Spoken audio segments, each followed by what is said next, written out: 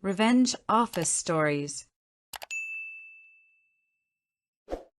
My own vice president publicly called me a crazy whistleblower to discredit the corporate conspiracy I'd stumbled upon. He thought he destroyed my career. He never imagined that I would play the long game, build an airtight case, and end up serving him his own career on a silver platter in front of the entire leadership team. Here's how I did it. This story isn't just about revenge. It's about professional survival.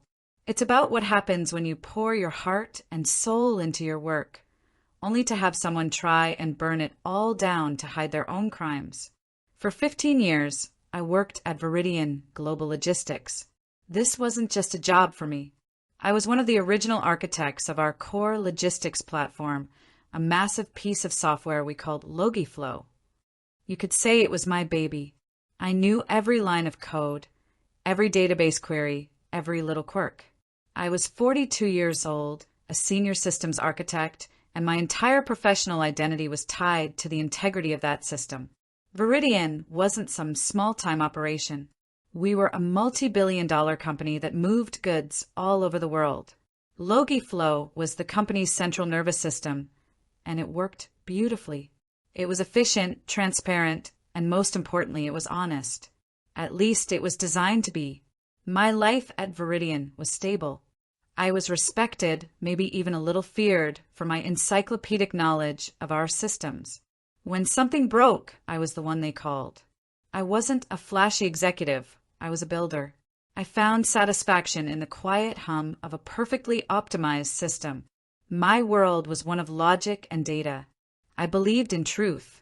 And I believed that in the world of logistics, numbers don't lie. The first hint of trouble was subtle. So subtle, most people would have missed it. It was a statistical ghost. I was running a routine annual audit on customs duty payments when I found a pattern. For a very specific category of high-value electronics from a handful of factories in Southeast Asia, there was a tiny but persistent discrepancy. We were paying, on average, about 0.8% less in customs duties than my projections showed we should have. It was nothing, a rounding error, except it wasn't. It was consistent, month after month, the same tiny, fractional discrepancy.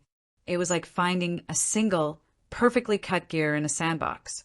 It didn't belong. This wasn't noise, it was a signal. Most people would have written it off. It was less than 1%.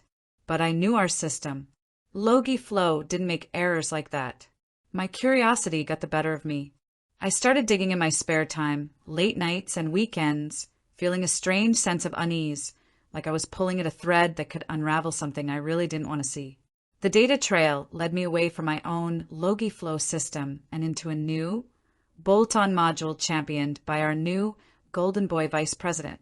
His name was David Vance, and his new module was called OptiRoute. David Vance was everything I wasn't.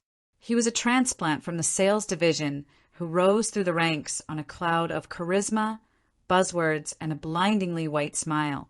All style, no substance. He saw people like me, the builders, as legacy bottlenecks. His pet project, OptiRoute, was sold to the board as an AI-driven marvel. It was a black box, and Vance was its high priest. The more I investigated OptiRoute, the more my unease grew into genuine alarm. I spent 3 weeks meticulously tracing the data for those specific shipments. And that's when I found it. The discrepancy wasn't a bug. It was a feature. Deep within OptiRoute's logic, a special routine was being triggered. For these specific goods, the system was subtly altering their customs classification code to a similar, but significantly lower tariff category just before the final declaration. It was brilliant in its wickedness. The change was too small on any single shipment to trigger a standard customs audit. But multiplied by thousands of shipments a year, we were talking about millions of dollars in systematic, intentional fraud. We weren't saving money through efficiency, we were stealing it. The company was committing a massive federal crime. I did what any loyal employee would do. I documented everything. I put together a 30-page report, an undeniable airtight case. I scheduled a meeting with David Vance, feeling nervous but resolute. I thought that once he saw the evidence, he would be as horrified as I was. How wrong I was. I calmly laid out my findings. Vance didn't even look at the report. He leaned back in his expensive chair, a condescending half-smile on his lips. When I was done, he said, "Sarah, you've been here a long time. You've done great work. But I think you might be a little too close to it." I was speechless. He continued, "You're seeing ghosts in the machine. This is a next-generation system. It's not the simple code you're used to. These are just optimization artifacts." "David," I said, my voice trembling, "these aren't artifacts. This is systematic misclassification. This is fraud." He held up a hand. "What you've documented," he said, his tone hardening, "is your own inability to adapt. I think you might be under a lot of stress. Maybe you need to take a step back." The gaslighting was so profound that for a moment, I almost questioned my own sanity. He was twisting my diligence into neurosis, my expertise into obsolescence. He was making me the problem. 2 days later, in our departmental meeting, he made a public spectacle of it. "We can't get bogged down by analysis paralysis," he boomed, looking in my direction. "We can't let old-school thinking create paranoid fantasies." The room went quiet. Everyone knew who he was talking about. My face burned with humiliation. Then came the kill shot. To that end, Vance announced, "I'm moving Sarah to a new role, leading a special projects team to evaluate legacy system decommissioning." A special projects team. Corporate Siberia. I was being publicly demoted, sidelined, and silenced. Later, the charming mask was gone. His eyes were cold. "Let me be clear," he hissed. "You're a crazy whistleblower. You keep pushing this, and you won't just be on special projects. You'll be on the street. No one will believe you. Drop it." He thought he had won. He thought he had broken me. But you don't call a meticulous systems architect crazy and expect her to just walk away. You don't threaten the person who built the house and not expect her to know where all the secrets are buried. He had just started a war. For the first week, I was just numb, stewing in a toxic cocktail of anger and humiliation. Vance's words echoed in my head. "Crazy whistleblower. No one will believe you."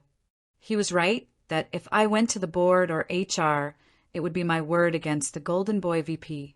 I'd been framed as a disgruntled employee, so I made a decision. I would not quit. I would do the meaningless work. And in the shadows, I would build a case so damning it would detonate David Vance's career with surgical precision. My new, insulting role gave me 2 unexpected gifts: time and surprisingly high-level system access. A classic large corporation oversight. They'd taken away my keys, but left a master key hanging by the back door. My long game had 3 phases. Phase 1, get the source code. Phase 2, follow the money. Phase 3, link it to Vance. Phase 1, the code. I couldn't touch the live code, but corporations are messy. I used my legacy system project as cover to explore the network and found it. A backup development server that hadn't been properly firewalled. And sitting there was the full, uncompiled source code for the production version of OptiRoute. For 2 weeks, I spent every night dissecting it. I wasn't just looking for the fraud. I was looking for its origin. And then I found it. The section that performed the illegal reclassification was intentionally obfuscated. A mess of code designed to be unreadable. But buried in the header of that file was a single comment, // tariff harmonization routine. Per DV spec 7.4.2. DV, David Vance. My heart hammered in my chest. He hadn't written the code, of course, but he had ordered it. The programmer, probably some junior developer, had left a breadcrumb. DV spec 7.4.2 was the smoking gun. Phase 2. The money, the code was crucial, but not enough. I needed to quantify the damage. My new job was the perfect cover, running massive queries against production databases at all hours was now my job description. I wrote a series of highly complex, Stealthy scripts designed to look like routine data validation. But what they were actually doing was slowly pulling every piece of data related to the fraudulent shipments. The amount of data was colossal, terabytes of logs.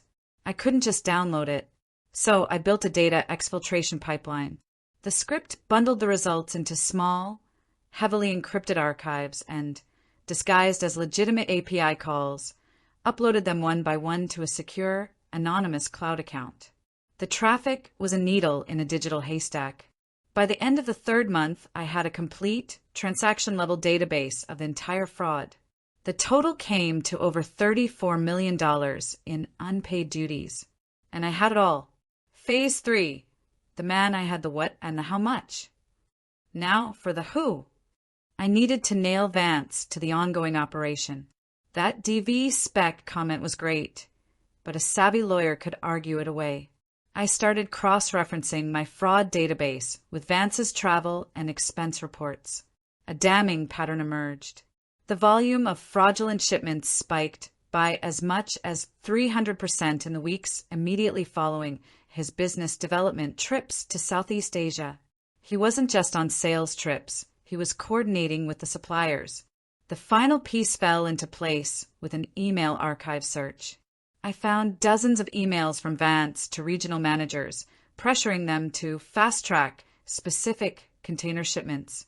I cross-referenced the container IDs from those emails with my fraud database, a 100% match. Every single shipment he personally pushed through was fraudulent. He wasn't just the architect, he was the operator. I spent another month compiling everything into a 200-page behemoth of a report. It was a legal indictment containing the annotated source code, the full financial analysis, the timeline, and the emails. It felt like I was holding a tombstone. I couldn't go to the board. In a scandal this big, the first instinct is to circle the wagons and quiet the problem. I needed an outside force. I started researching whistleblower laws like the Sarbanes-Oxley Act. My search led me to the agency that investigates and enforces customs laws.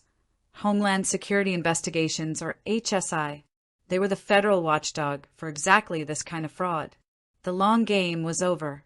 It was time for the takedown.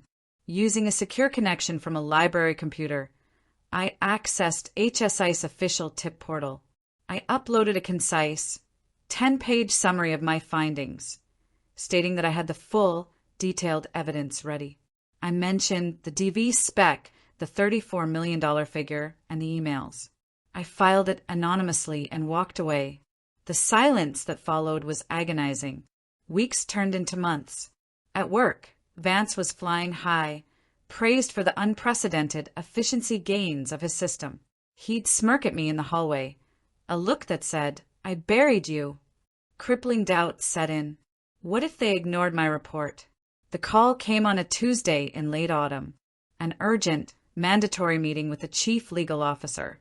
The attendee list was the entire C-suite. And, of course, Vice President David Vance. My name was on the list, too. My heart began to pound. I walked into the boardroom. The air was thick with tension. At the head of the table, next to our CEO, sat two people in bland, official-looking suits. They had the quiet, unnerving confidence of people who held all the cards. Our chief legal officer cleared his throat. "Thank you all for coming. We have guests. This is Special Agent Harris and Special Agent Chin from Homeland Security Investigations." I watched the color drain from Vance's face. He was starting to understand. Special Agent Harris began to speak in a calm monotone about a preliminary inquiry based on an anonymous tip regarding irregularities in customs declarations. It was all very dry.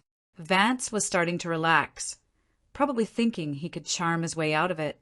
Then, Agent Harris paused and looked directly at David Vance. "Mr. Vance," he said, his voice still level, "as the executive sponsor of the OptiRoute module, perhaps you could help us understand its tariff harmonization routine." That was it. The question my entire 9-month game had led to. Vance froze. His charismatic facade shattered. That's a very technical question," he stammered. I'm not familiar with the line-by-line code. Agent Harris didn't blink. He reached into his briefcase and slid a single sheet of paper down the polished table. It stopped directly in front of Vance. It was a printout of the code. My printout. And circled in bright red ink were the words, // tariff harmonization routine. Per DV Spec 7.4.2. Your initials are on the specification, Mr. Vance, the agent said quietly. Perhaps this will refresh your memory. The silence in the room was absolute. It was the sound of a career ending. Vance stared at the paper as if it were a snake, his face slick with sweat. Our CEO looked from the paper to Vance, his expression a mask of fury and betrayal. In that moment, everyone saw David Vance for what he was. Not a brilliant leader, but a common, cornered fraudster. The fallout was swift and brutal. Vance was immediately placed on administrative leave and escorted from the building by security. His network access was cut before he reached the elevator. He was a ghost before his shadow had left the room. The company, faced with HSIS evidence, had no choice but to self-report the full extent of the fraud.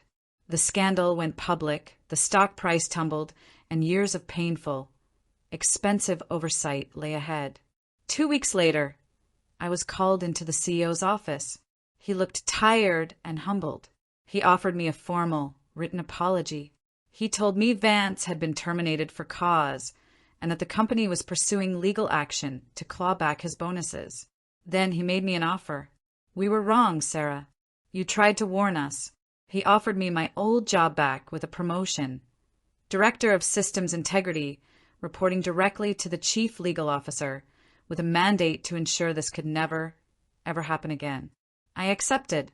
The true victory wasn't the promotion. It was knowing I had won on my own terms. Vance called me a crazy whistleblower and tried to destroy my career. He saw me as a relic.